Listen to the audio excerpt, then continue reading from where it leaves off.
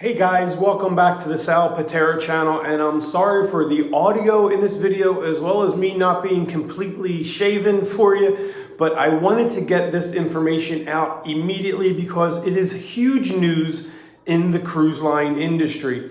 So if you're planning that Cuban cruise or want to go to Cuba, not so fast. President Trump just stopped all travel to Cuba. Now, what does that mean for your cruise? Well, the answer simply is I'm not sure what that will mean right now. I did contact the cruise lines and they're not even sure, but here's the bottom line scoop of it.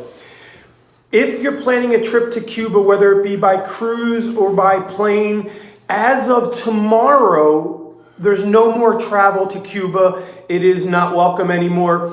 Under the old rule imposed by President Obama, you could travel to Cuba by cruise ship as long as when you got off the cruise ship, there was an educational benefit or an economical benefit to Cuba, which pretty much meant you could go to Cuba as long as you were taking a tour when you got off the ship.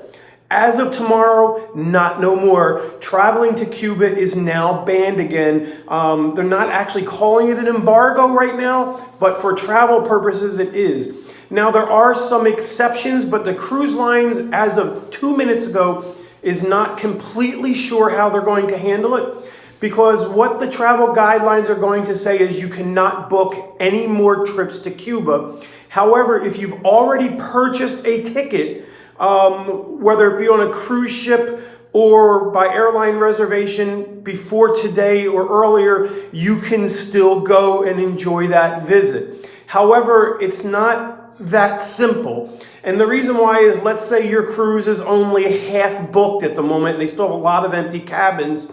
Well, if they can't book those cabins after today, in other words, if you can't call tomorrow and buy that cruise, well, most likely your cruise line is going to cancel that stop because they're certainly not going to sail a voyage that's pre-planned months and months in advance with half the ship empty.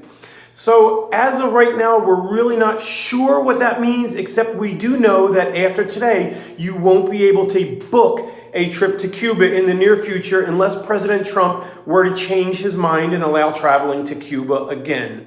So again, I hope that makes sense. The reason why, according to the Associated Press, is because as of right now, and a lot of people are speculating it's because of the Venezuela situation, Trump doesn't want to provide financial support to Cuba just like it's been for many, many years.